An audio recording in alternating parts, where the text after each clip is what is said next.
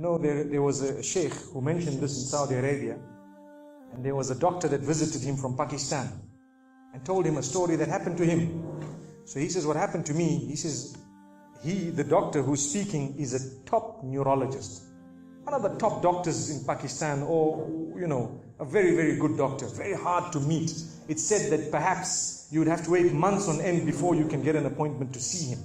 So what happened is, he says, I was flying from one city to another, a very busy man, flying quite often within the country and perhaps even outside.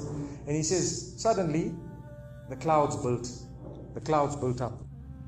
Huge clouds, and the lightning started striking, and it started pouring, and there was lots of turbulence, and one of the engines was struck and it was damaged. So we had to land. And so what happened is, the landing was at a nearby little airport or a little strip and so on.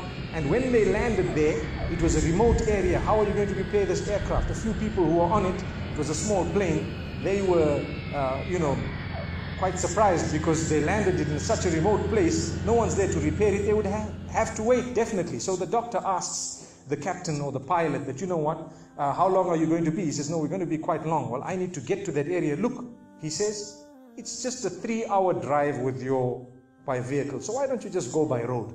And you can go there and get there. He says, okay, good idea, because this is going to take long. So he decides to go on one of the try-shows, in Pakistan, one of the areas, wherever it was, and he jumped in. And as they started progressing, the clouds built again. And the lightning was striking, and the rain started pouring. And it was pouring so much that their vehicle could not move much more because of the mud and because of everything else. And so it was quite an open area with a bit of farmland. And after a while, they realized, look, we're not getting anywhere. There's a little house here. Why don't we just go there? We can read our salah. Perhaps we can, see, have a bit of a meal or whatever else. And they decided to knock the door. Strange people, strange land, far off, out in the rurals.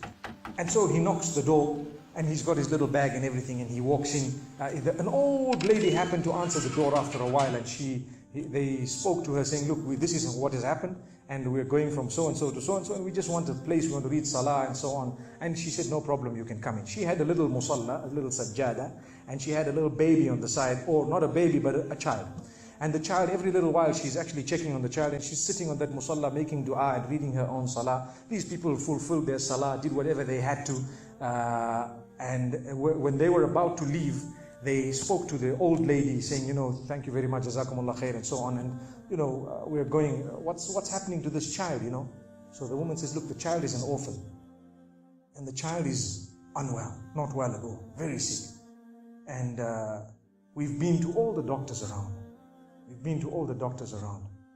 And subhanallah, I'm the grandmother of this child.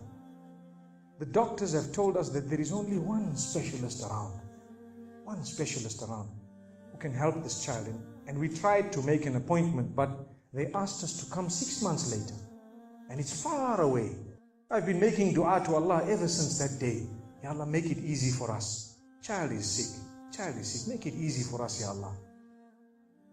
So the man says, what's the name of that specialist? So the granny says, it's Dr. Ishan. Immediately this doctor burst into tears.